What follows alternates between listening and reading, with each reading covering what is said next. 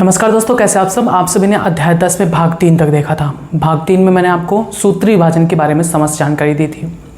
अब हम उसके आगे के टॉपिक्स यानी तीसरा कोशिका विभाजन का प्रकार जो कि है अर्धसूत्री विभाजन, इसके बारे में हम भाग 4 के अंतर्गत पढ़ेंगे। तो भाग 4 के टॉपिक को शुरू करने से पहले हम भाग 3 के पूछे हुए क्वेश्चंस के आंसर आपको बता दूं। तो सबसे पहले मैंने आपसे क्वेश्चन किया था कि कोशिका विभाजन कितने प्रकार की होती है। तो कोशिका विभाजन 3 प्रकार की होती है। कौन कौन सी? आसूत्री, समसूत्री और अर्धसूत्री। फिर मैंने आपसे नेक्स्ट क्वेश्चन किया था कि आसूत्री विभाजन यानी एमायोटोसिस किन प्रकार की कोशिकाओं में होता है। तो आसूत्री विभाजन जीवाणु की कोशिका, कवक की कोशिका और कुछ पुरानी नष्ट हो रही कोशिकाओं में होता है। फिर मैंने आपसे अगला क्वेश्चन किया था कैरियोकाइनेसिस किसे कहते हैं और साइटोकाइनेसिस किसे कहते हैं। तो कैरियोकाइनेसिस यानी केंद्रक का विभाजन और साइटोकाइनेसिस यानी कोशिका द्रव्य का विभाजन। फिर चौथा आपसे क्वेश्चन किया गया था कि केंद्रक आवरण कैरियोकाइनेसिस की किस अवस्था में विघटित हो जाता है। तो केंद्रक आवरण का विघटन कैरियोकाइनेसिस की प्रोफेज अवस्था में हो जाता है। नेक्स्ट क्वेश्चन मैंने आपसे किया था मध्यावस्था पट्टिका का निर्माण कैरियोकाइनेसिस किस अवस्था में होता है। तो मध्यावस्था पट्टिका यानी मेटाफेजिक प्लेट का निर्माण कैरियोकाइनेसिस की मेटाफेज यानी मध्यावस्था में होता है। फिर नेक्स्ट क्वेश्चन मैंने आपसे किया था कि तारक केंद्र से निकला हुआ स्पिंडल फाइबर जिसे हम हिंदी में तर्कतंतु कहते हैं वह गुणसूत्र के किस स्थान से जुड़ा होता है। तो तर्कतंतु यानी स्पिंडल फाइबर गुणसूत्र बिंदु पर उपस्थित काइनेटोकोर से जुड़ा होता है। फिर मैंने आपसे नेक्स्ट क्वेश्चन किया था कैरियोकाइनेसिस के किस अवस्था में गुणसूत्र दो अर्ध गुणसूत्रों में बंटकर विपरीत ध्रुवों की ओर जाने लगते हैं। तो यह होता है एनाफेज यानी पश्चावस्था में। फिर नेक्स्ट क्वेश्चन मैंने आपसे किया था फ्रैग्मोप्लास्ट का निर्माण किससे होता है।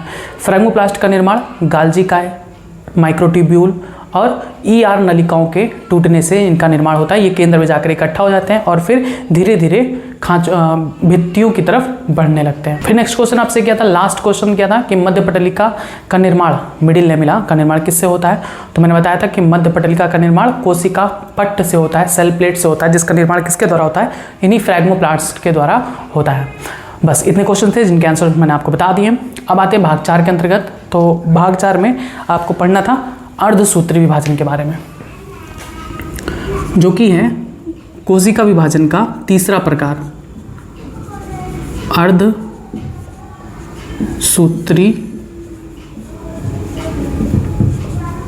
विभाजन, जिसे इंग्लिश में मियोसिस या मियोटिक डिवीजन भी कहते हैं। इस भाग 4 के अंतर्गत हमें यही पढ़ना है अर्धसूत्री विभाजन की कुछ अवस्थाएं, कैसे अर्धसूत्री विभाजन होता है, किन कोशिकाओं में होता है, संपूर्ण जानकारी हमें अर्धसूत्री विभाजन में लेनी है। टॉपिक बहुत बड़ा है लेकिन बहुत क्वेश्चंस पूछे जाते हैं, आपको पूरा एकदम रट डालना है, समझना है, याद करना है। उसके बाद तो सूत्री विभाजन आपने पढ़ लिया पूरी तरीके से और हमने आपको शुरू में भी बताया था कि सूत्री विभाजन और अर्धसूत्री विभाजन में अंतर क्या होता है। एक बार हम थोड़ा सा बेसिक समझेंगे अर्धसूत्री के विभाजन के बारे में कि क्या मेन पॉइंट होते हैं इसमें। देखिए, अर्धसूत्री विभाजन जिन कोशिका में होती है, मान लीजिए कि ये एक कोशिका है, मनुष्य की कोशिका है, तो मनुष्य की कोशिका में गुणसूत्रों की संख्या कितनी होती है? 46। अर्धसूत्री विभाजन जब होता है तो इससे 2 बार होता है। अर्धसूत्री विभाजन 2 बार में कंप्लीट होता है। एक को कहते हैं अर्धसूत्री फर्स्ट, मियोसिस फर्स्ट, जिसमें 2 सेल्स का फॉर्मेशन होता तो है लेकिन इनमें क्रोमोसोम नंबर हाफ हो जाते हैं। जो मदर सेल है उससे हाफ हो जाता है, इसे हम कहते हैं हिंदी में मातृ कोशिका। तो अर्धसूत्री फर्स्ट में एक कोशिका विभाजित होकर 2 कोशिका का निर्माण करती हैं जिनमें गुणसूत्रों की संख्या अपने मातृ कोशिका की आधी हो जाती है। 46 का आधा 23, मतलब 23 यहाँ 23 यहाँ होता है। फिर होता है अर्धसूत्री सेकंड, मियोसिस सेकंड डिवीजन, और इसमें ये दो कोशिकाएं डिवाइड होकर 2 नई कोशिका बना लेती हैं। लेकिन इनमें गुणसूत्रों का संख्या में कोई बदलाव नहीं आता है, 23 ही रहती हैं।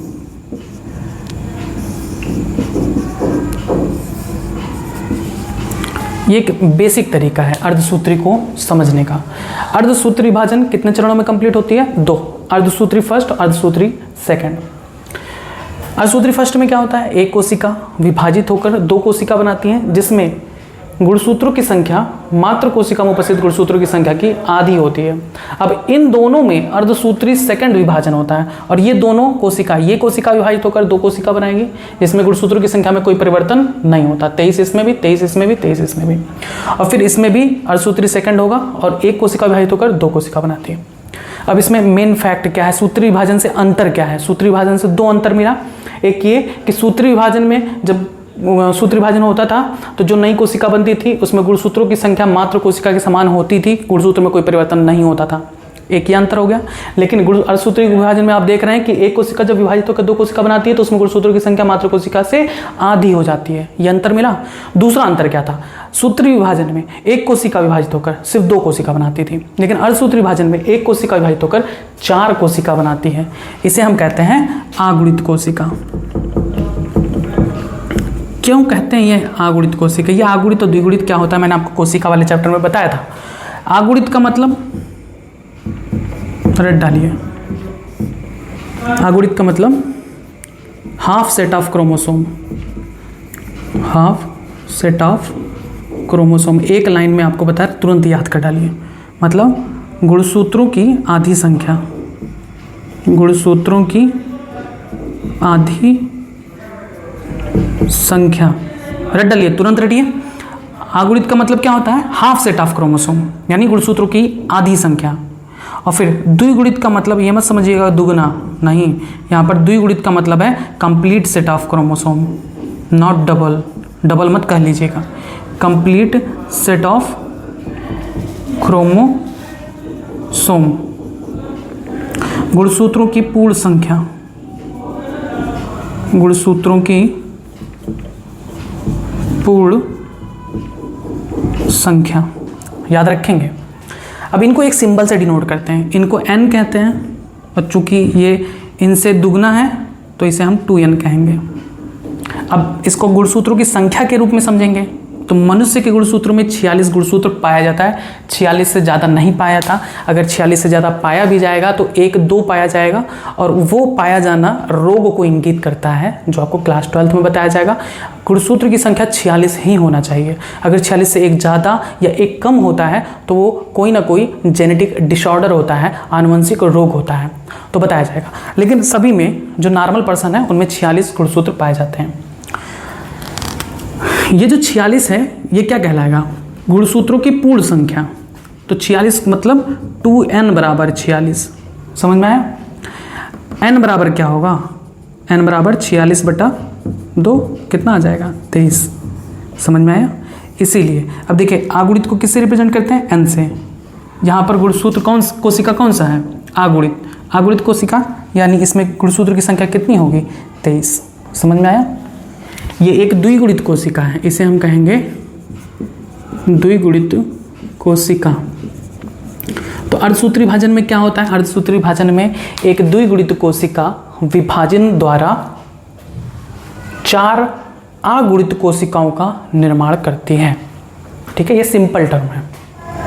क्या इंपॉर्टेंस है आखिर इस विभाजन का? अब हम वो समझते हैं। जब एक बार समझ लेंगे कि क्या इंपॉर्टेंस है अर्धसूत्री विभाजन का, क्यों होता है ये, क्यों नहीं सूत्री विभाजन की तरह से नॉर्मली हो जाता है, तो चलिए इसका हम इम्पोर्टेंस समझते हैं। एक बार इम्पोर्टेंस समझ लेंगे ना तो शायद आपको और इंटरेस्ट आने लगेगा इसको पढ़ने में। अर्धसूत्री विभाजन का महत्व क्या है? देखिए, एक शब्द होता है जनन, रिप्रोडक्शन, जो आपको 12th में बताया जाएगा। जनन का मतलब होता है अपने समान संतान उत्पन्न करना। जनन भी 2 प्रकार का होता है। एक होता है अलैंगिक जनन, दूसरा होता है लैंगिक या सेक्सुअल रिप्रोडक्शन। लैंगिक जनन या सेक्सुअल रिप्रोडक्शन, इसे कहते हैं एसेक्सुअल रिप्रोडक्शन, इसे कहते हैं सेक्सुअल रिप्रोडक्शन। अलैंगिक जनन में सिर्फ एक जनक की आवश्यकता होती है, एक ही जनक की आवश्यकता होती है। लेकिन लैंगिक जनन में दो विपरीत जनक की आवश्यकता होती है, विपरीत जनक की आवश्यकता होती है। ध्यान से समझिएगा, हमें अभी इसके बारे में कोई चर्चा नहीं करनी है क्योंकि आपका टॉपिक नहीं है। हमें इसके बारे में थोड़ा सा समझना है कि लैंगिक जनन क्या होता है। लैंगिक जनन में दो विपरीत जनक की आवश्यकता होती है। कौन विपरीत जनक? एक नर जनक की, दूसरा मादा जनक की आवश्यकता होती है। ठीक है, जनन में अपने समान संतान उत्पन्न करना को ही क्या कहते हैं? जनन कहते हैं। इसमें दो विपरीत जनक की आवश्यकता होती है, नर और मादा। होता क्या है इसमें? नर जनक में नर युग्मक का निर्माण होता है, मादा जनक में मादा युग्मक का निर्माण होता है। Male gamete and female gamete. ठीक है, अब ध्यान से सुनिएगा, इसको हम सिंबल से रिप्रेजेंट कर सकते हैं, इसको ऐसे रिप्रेजेंट करते हैं, इनको इस सिंबल से रिप्रेजेंट करते हैं। मादा को इस सिंबल से, नर को इस सिंबल से हम डिनोट करते हैं। तो ये जो युग्मक है ना, युग्मक एक कोशिका है, एक सेल है, एक सिंगल सेल जिसे हम देख नहीं सकते, नग्न आंखों से नहीं देखा जा सकता। ये जो हम लोग बोलते हैं नर युग्मक, मादा युग्मक, इसे हम नग्न आंखों से नहीं देख सकते, एक सिंगल सेल है। आखिर इस नर युग्मक का निर्माण किससे होता है? नर युग्मक का निर्माण नर जनन कोशिका से होता है, नर जनन कोशिका से, नर जनन कोशिका से होता है नर युग्मक का निर्माण।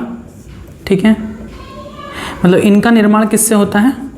नर युग्मक का निर्माण किससे होता है? नर जनन कोशिका से। मादा युग्मक का निर्माण कहाँ किससे होता है? मादा जनन कोशिका से।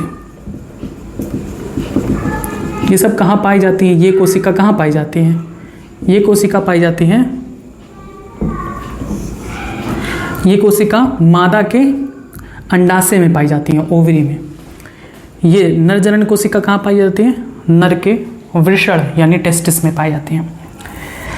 तो ध्यान से सुनिएगा, नर जनक के नर जनन कोशिका में 46 गुणसूत्र होगा, मादा जनक के मादा जनन कोशिका में 46 गुणसूत्र होगा ना। तो पहला तो ये समझ लीजिए कि अर्धसूत्री विभाजन कहाँ होता है? जनन कोशिका में। मैंने आपको उस पार्ट 3 में भी बताया था कि दो प्रकार की कोशिका हमारे शरीर में होती है, कायिक कोशिका और जनन कोशिका। कायिक कोशिका और जनन कोशिका दोनों में सूत्री विभाजन होता है, लेकिन अर्धसूत्री विभाजन सिर्फ जनन कोशिका में होता है। जनन कोशिका मतलब ऐसी कोशिका जिससे युग्मक का निर्माण हो, युग्मक का निर्माण हो, उसे हम कहते हैं जनन कोशिका, जेनरेटिव सेल। तो यहाँ पर जनन कोशिका है, यहाँ पर नर जनन कोशिका, वहाँ पर मादा जनन कोशिका। और जनन कोशिका में कौन सा विभाजन होता है? अर्धसूत्री विभाजन। अब इसमें कौन सा विभाजन होगा? अर्धसूत्री विभाजन। और इससे कितनी कोशिका बनेंगी? 4 कोशिका बनेंगी ना, अभी थोड़ी देर पहले बताया था। और इस नर जनन कोशिका में जब अर्धसूत्री विभाजन होता है तो मैंने बताया था गुणसूत्रों की संख्या आधी हो जाती है, 23। तो एक नर जनन कोशिका से कितने नर युग्मक बने? 4 नर युग्मक बने, 1, 2, 3 और 4 नर युग्मक बने। यहाँ पर देखिए, ये मादा जनन कोशिका है, जनन कोशिका है ना, कौन सा विभाजन होगा? अर्धसूत्री विभाजन। यहाँ पर कौन सा विभाजन होगा? अर्धसूत्री विभाजन। अर्धसूत्री विभाजन में कितने कोशिका बनते हैं? 4। यहाँ पर भी कितने बनेंगे? 4। और आपको बताएं कि अर्धसूत्री विभाजन में गुणसूत्रों की संख्या क्या हो जाती है? आधी हो जाती है। यानी एक मादा जनन कोशिका में अर्धसूत्री विभाजन से 4 मादा युग्मक का निर्माण होता है। यानी मादा जनन युग्मक क्या है? द्विगुणित हैं, मादा जनन युग्मक क्या, जनन कोशिका क्या है, द्विगुणित है। लेकिन युग्मक क्या होते हैं, मादा युग्मक हो चाहे नर युग्मक हो, क्या होते हैं, आगुणित होते हैं। अभी आपको बताएं आगुणित द्विगुणित किसे कहते हैं। आगुणित क्यों कह रहे हैं, क्योंकि इसमें गुणसूत्रों की संख्या आधी है। और द्विगुणित क्यों कह रहे हैं, क्योंकि यहाँ पर गुणसूत्रों की पूर्ण संख्या है। बात, ये सब बातों एकदम समझ लीजिए भैया, कि सब नीट में खूब पूछे जाते हैं। आपने देखा भी होगा, श्योर है आपने ये क्वेश्चन देखा होगा कि बताइए युग्मक कोशिका आगुणित होती है कि द्विगुणित होती है, खूब पूछा जाता है। तो युग्मक हमेशा आगुणित होते हैं, युग्मक हमेशा आगुणित होते हैं। नोट कर लीजिए क्यों आगुणित होते हैं, क्योंकि ये जिन कोशिका से बनते हैं उसमें अर्धसूत्री विभाजन होता है। अब देखिए यहाँ पर 4 मादा युग्मक हैं और 4 नर युग्मक। हमें 4 से मतलब नहीं है, बनते तो हजारों लाखों हैं, हमें उनसे मतलब नहीं, हमें एक एक से मतलब है। क्योंकि ये जो जनन की प्रक्रिया होती है ना, जनन, ये जो जनन होता है उसमें एक नर युग्मक और एक मादा युग्मक मिलते हैं। ठीक है, हमें बस वहीं से मतलब है, हम 3 को इरेज कर दे रहे हैं। ये तो हम आपको सिर्फ समझाने के लिए, क्योंकि पता नहीं आपको ये बेसिक पता है कि नहीं पता है, इसलिए हम बताने के लिए यहाँ पर बना दिए थे। जनन में एक नर युग्मक और एक मादा युग्मक भाग लेते हैं। कौन से जनन में, लैंगिक जनन में। अलैंगिक जनन में ये युग्मक उग्मक नहीं बनते हैं, इसके बारे में बाद में बताएंगे। लैंगिक जनन में एक नर युग्मक और एक मादा युग्मक आपस में मिलते हैं, मेल और फीमेल गैमेट आपस में मिलते हैं। मतलब ये कोशिका और ये कोशिका आपस में मिल जाती हैं। तो मिलने पर क्या होगा बताइए, 23 गुणसूत्र यहाँ पर है और 23 गुणसूत्र यहाँ पर है। कितना हो गया, 23 मिलकर 46। मतलब एक नर युग्मक और एक मादा युग्मक के मिलने से एक द्विगुणित, अब ये द्विगुणित कहलाएगा ना, क्योंकि इसमें गुणसूत्रों की पूर्ण संख्या है, ये द्विगुणित कोशिका है ना। तो क्या कहेंगे कि लैंगिक जनन में एक नर युग्मक एक मादा युग्मक आपस में मिलकर एक द्विगुणित कोशिका का निर्माण करते हैं। इस द्विगुणित कोशिका को हम क्या कहते हैं, युग्मनज। देखिए युग्मक अलग है, युग्मनज अलग है। युग्मनज को इंग्लिश में कहा जाता है जाइगोट। बहुत इंपॉर्टेंट टॉपिक है, अगर इसको समझ ले गए तो आपका क्लास 12 का चैप्टर 1, 2, 3 पूरा समझ ले जाएंगे। बाकी यहाँ पर भी आपको समझना ही है, तो इसलिए इसको ध्यान से समझिएगा। जनन 2 प्रकार का, अलैंगिक, लैंगिक में 2 विपरीत जनक होते हैं। कौन कौन से, मादा और नर और मादा। नर में नर युग्मक जो कि आगुणित, मादा में मादा युग्मक जो कि आगुणित। युग्मक हमेशा आगुणित होते हैं। इन आगुणित युग्मक के मिलने से एक द्विगुणित कोशिका का निर्माण होता है, जिसे हम युग्मनज या जाइगोट कहते हैं। अब इसी युग्मनज के परिवर्धन से एक नए संतान का निर्माण होता है। कैसे, उसको जानने से पहले एक चीज़ और ध्यान देते हैं। देखिए अगर यहाँ पर अर्धसूत्री विभाजन नहीं होता तब क्या होता। अगर यहाँ पर अर्धसूत्री विभाजन ना हो, नर जनन युग्मक में अर्धसूत्री विभाजन ना हो और इसकी जगह पर कौन सा विभाजन हो जाए, सूत्री विभाजन हो, तब क्या होगा। फर्क को देखते हैं, हो सकता है आपके मन में आ रहा हो कि क्या जरूरी है कि अर्धसूत्री विभाजन हो। सूत्री विभाजन नहीं हो सकता। देख लीजिए, अगर सूत्री विभाजन होता है तो यहाँ पर नर जनन कोशिका में गुणसूत्रों की संख्या 46 है, तो नर युग्मक में गुणसूत्रों की संख्या कितनी होती, 46 होती ना, क्योंकि सूत्री विभाजन में गुणसूत्रों की संख्या में कोई परिवर्तन नहीं होता। यहाँ पर देखिए, मादा जनन कोशिका में गुणसूत्रों की संख्या 46, सूत्री विभाजन में गुणसूत्रों की संख्या में कोई परिवर्तन नहीं होता। कितना हो गया, 46। और हमने बताया लैंगिक जनन में नर युग्मक और मादा युग्मक आपस में मिलते हैं, तो 46 और 46 मिलकर कितना हो जाएंगे बताइए, 92। क्या किसी मनुष्य में इतना गुणसूत्र पाया जाता है, आप बताइए।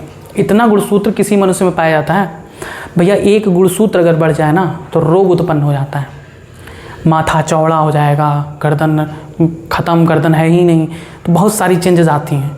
वो ज़्यादा दिन बच्चा जिंदा भी नहीं होता। तो एक गुणसूत्र के बढ़ने से ये हाल हो जाता है, तो 92 गुणसूत्र में तो एलियन बन जाएगा। ठीक है, तो बस आपको समझाने के लिए ये सब बता रहे हैं, कैसे भी आप समझ जाइए कि क्या इंपॉर्टेंस है। इंपॉर्टेंस पता चल गया ना अर्धसूत्री विभाजन का। अर्धसूत्री विभाजन का इंपॉर्टेंस यही है, ये अर्धसूत्री विभाजन का इंपॉर्टेंस यही है कि जनक से जो संतान उत्पन्न हो उसमें भी गुणसूत्रों की संख्या अपने जनक के समान हो, ठीक है।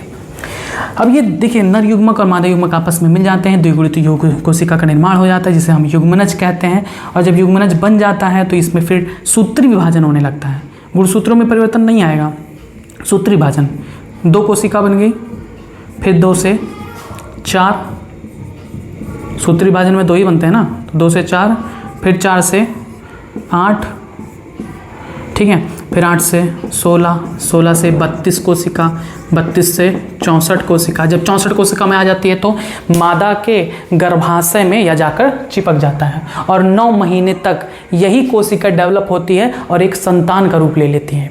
समझ में आया? मैंने आपको बताया था कि जीवों के लिए विभाजन, कोई भी विभाजन क्यों इंपॉर्टेंट है? वृद्धि के लिए और विकास के लिए, जनन के लिए।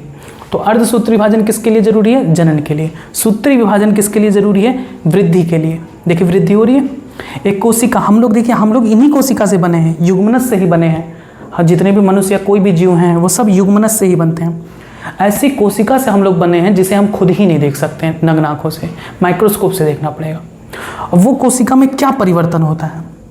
वो कोशिका में यही परिवर्तन होता है। एक कोशिका होती है सूत्री विभाजन द्वारा 2, फिर 4, फिर 8, फिर 16, 16 32, फिर 64, 64 से 128, 128 से 256, 256 से 512, 512 से 1028, 1028 से मल्टीपल टाइम में डिवाइड होते होते इतनी कोशिका बना लेती हैं, 9 महीने तक एक संतान का रूप ले लेती है। मैंने आपसे बताया था शुरू में कि हम एक कोशिका को नग्न आंखों से नहीं देख सकते। उसी तरीके से जैसे हम एक H2O को नग्न आंखों से नहीं देख सकते लेकिन एक गिलास भर के पानी को देख सकते हैं, उसी तरीके से हम एक कोशिका को नहीं देख सकते हैं। लेकिन 9 महीने के पीरियड के 9 महीना जो गर्भाशय का काल है, गर्भ काल में 9 महीने बाद आफ्टर 9 मंथ एक कंप्लीट संतान पैदा होता है जिसे हम देख सकते हैं। क्या है? कोशिकाओं का समूह ही तो है। समझ में आई बातें? अर्धसूत्री विभाजन का इंपॉर्टेंस पता चला? क्या है इंपॉर्टेंस? अब एक पॉइंट यहीं पे और समझ लेते हैं। जिन कोशिका में अर्धसूत्री विभाजन होता है उसे क्या कहते हैं? जिन कोशिका में अर्धसूत्री विभाजन होता है उसे हम मियोसाइट कहते हैं। मियोसाइट कहते हैं।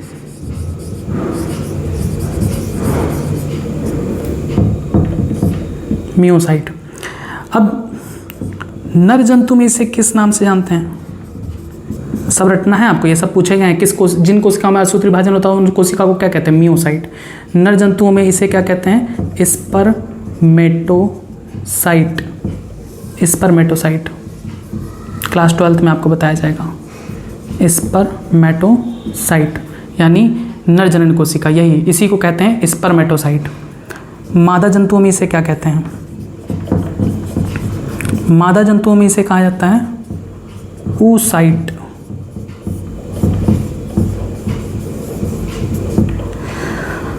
उसके बाद पौधों में इसे किस नाम से जाना जाता है? तो पौधों में इसे स्पोरोसाइट कहा जाता है। स्पोरोसाइट।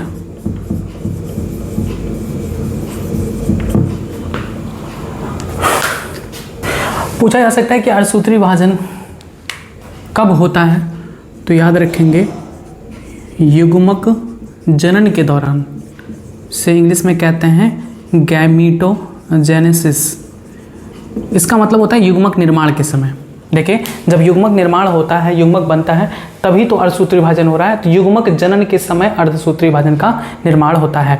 इतना पॉइंट आपने समझ लिया। नहीं समझे फिर से आप देखेंगे, बहुत इंपॉर्टेंट टॉपिक है, तुरंत समझिए इसको। इसके बिना आपको आगे के टॉपिक को नहीं समझ में आएगा।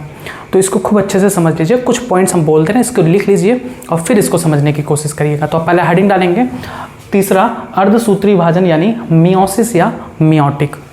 फिर इसमें आप लिखेंगे वह कोशिका विभाजन जिसमें एक द्विगुणित कोशिका से बनने वाली संतति कोशिकाओं में गुणसूत्रों की संख्या मात्र कोशिका में उपस्थित गुणसूत्रों की संख्या से आधी रह जाती है, अर्धसूत्री विभाजन कहलाता है। फिर आगे लिखेंगे कि लैंगिक जनन करने वाले जीवधारियों के जीवन चक्र में अर्धसूत्री विभाजन द्वारा आगुणित अवस्था उत्पन्न होती है तथा निषेचन द्वारा द्विगुणित अवस्था पुनः स्थापित होती है। ठीक है, मतलब कि अर्धसूत्री विभाजन द्वारा द्विगुणित कोशिका से आगुणित कोशिका का निर्माण होता है और पुनः निषेचन, इस प्रक्रिया को हम निषेचन कहते हैं। निषेचन यानी इंग्लिश में फर्टिलाइजेशन यानी fusion of male and female gamete.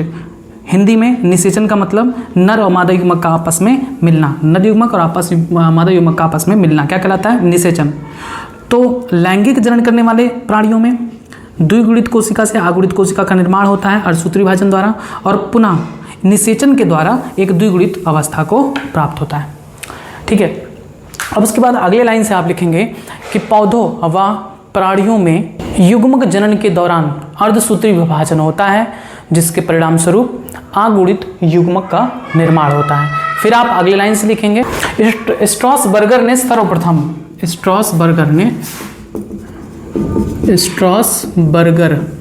ने सबसे पहले अर्धसूत्री विभाजन का अध्ययन किया।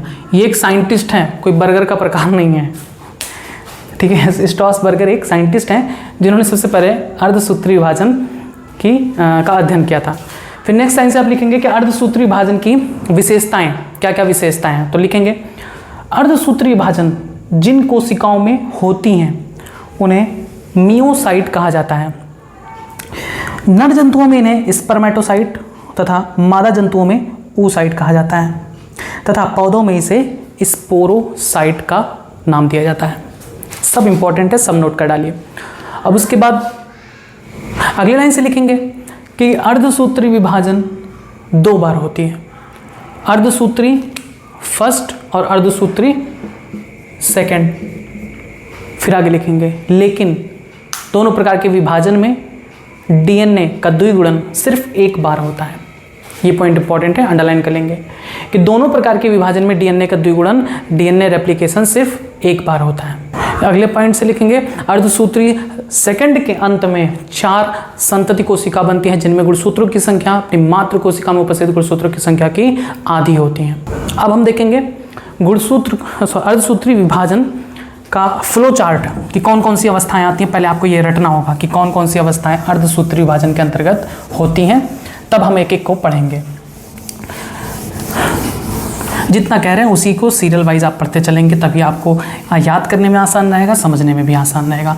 अगर आप जल्दबाजी करेंगे, चीज़ों को सीधे पढ़ना शुरू कर देंगे तो ऐसे पॉसिबल नहीं है। पहले समझिए, कुछ चीज़ें जो कह रहे हैं याद करने के लिए उसको याद करिए। देखिए, मियोसिस डिवीज़न मैंने आपको बताया कि 2 बार होता है। एक होता है मियोसिस फर्स्ट, दूसरा होता है मियोसिस सेकंड। आपको ये फ्लो चार्ट बनाना है। ये फ्लो चार्ट प्रदर्शित करेगा कि मियोसिस फर्स्ट, मियोसिस सेकंड में कौन कौन सी अवस्थाएं आती हैं, कौन कौन सी फेजेस आती हैं।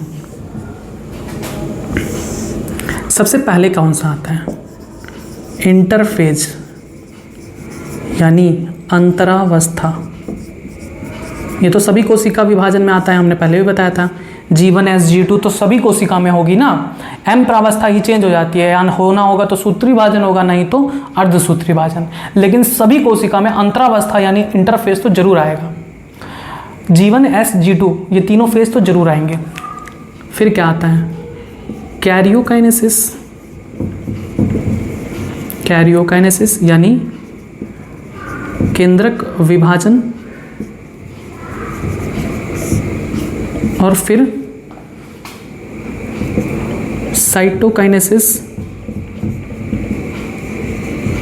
यानी कोशिका द्रव्य विभाजन। ये हो गया, इसको भी हिंदी में लिखते हैं अर्धसूत्री। अब इसको तो आप लिख ही लेंगे ना, अर्धसूत्री फर्स्ट और अर्धसूत्री सेकंड। यहाँ पर अब कैरियोकाइनेसिस में केंद्रक विभाजन में आपको पता है 4 फेजेज आती थी ना। कौन कौन सी फेज आती थी? प्रोफेज, मेटाफेज, एनाफेज और टीलोफेज। यहाँ पर भी वो चारों आएंगी, लेकिन यहाँ पर हम लिखेंगे प्रोफेज फर्स्ट, क्योंकि मियोसिस फर्स्ट है इसलिए फर्स्ट हम लगाएंगे। फिर उसके बाद आता है प्रोफेज फर्स्ट, मेटाफेज फर्स्ट। सबकी हिंदी हम बताएं, प्रोफेज का मतलब पूर्वावस्था, मेटाफेज का मतलब मध्यावस्था। फिर आता है एनाफेज फर्स्ट यानी पश्चावस्था, और फिर लास्ट में आता है टीलोफेज फर्स्ट यानी अंत्यावस्था। लेकिन यहाँ पर प्रोफेज में भी उपप्रावस्थाएं आती हैं, बहुत इंपॉर्टेंट है। प्रोफेज फर्स्ट, मियोसिस फर्स्ट में प्रोफेज पूरे मियोसिस का सबसे लंबा प्रावस्था प्रोफेज होता है। क्यों होता है? क्योंकि इसमें कुछ जटिलताएं होती हैं और गुणसूत्र के आधार पर इसे 5 प्रकार में डिवाइड किया गया है। कौन कौन से? लैप्टोटीन,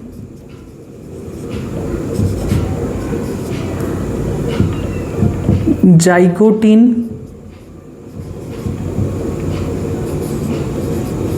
पैकीटीन, चौथा डिप्लोटीन, पांचवा डाइकाइनेसिस। अगर स्पेलिंग नहीं दिख रही है तो आप बुक में से देख लीजिएगा, नहीं तो मैं बोल दे रहा हूँ।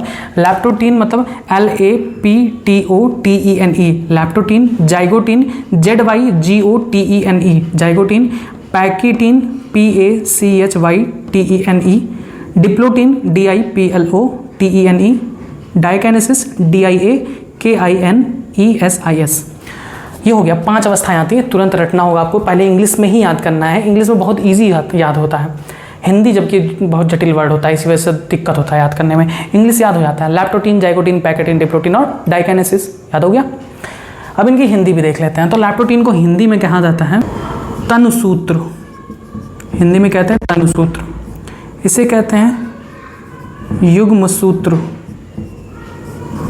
इसे कहते हैं स्थूल सूत्र, इसे कहते हैं द्विपट्ट, भगवान जाने कौन नाम रखा था हिंदी में इतना भयानक। डाइकाइनेसिस को हिंदी में कहते हैं पारगति क्रम। तो भैया हिंदी कभी पूछा नहीं जाता, और इससे बढ़िया है कि आप इंग्लिश याद कर लीजिए, जो वर्ड इतना बुरा है। तो प्रोफेज को 5 भागों में बांटा गया है, याद करेंगे। लैप्टोटीन, जाइगोटीन, पैकेटीन, डिप्लोटीन और डाइकाइनेसिस। फिर आता है metaphase first, anaphase first, telophase first.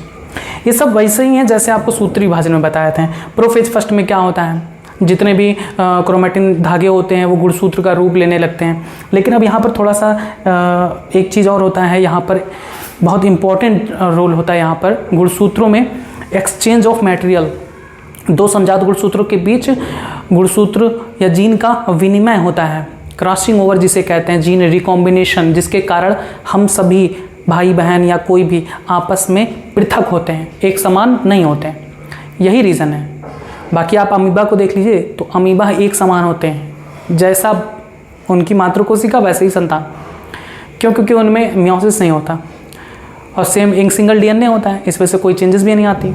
लेकिन चूंकि हम लोगों में लैंगिक जनन होता है और लैंगिक जनन में अर्धसूत्री विभाजन होता है, अर्धसूत्री विभाजन के इन्हीं अवस्थाओं में हमारी डीएनए में चेंजेस आ जाती हैं, जिसकी वजह से हम एक दूसरे से अलग हो जाते हैं, हमारा डीएनए भी अलग हो जाता है। ठीक है, अगर ये चीज़ ना हो तो हम सभी एक समान होंगे। अब पता नहीं चाइनीज़ लोग कैसे एक समान दिखते हैं, ये हम नहीं जानते हैं, और ये इस पर हमें कोई चर्चा भी नहीं करना है। तो फिलहाल प्रोफेज में 5 फेजेस होते हैं, सब फेजेस, लैप्टोटीन, जाइगोटीन, पैकेटीन, डिप्लोटीन और डाइकाइनेसिस। फिर मेटाफेज में मैंने आपको बताया था क्या होता है। मेटाफेज में गुणसूत्र मध्यावस्था पट्टिका यानी केंद्र में आकर लाइनिंग में एकत्रित हो जाते हैं। एनाफेज में क्या होता है, गुणसूत्र के अर्ध गुणसूत्र एक दूसरे से अलग होकर ध्रुवों की ओर चले जाते हैं। टीलोफेज में क्या होता है, टीलोफेज में ध्रुवों की ओर जाकर गुणसूत्र अपना अस्तित्व खो देते हैं और असंगठित होकर फिर क्रोमैटिन जाल बना लेते हैं।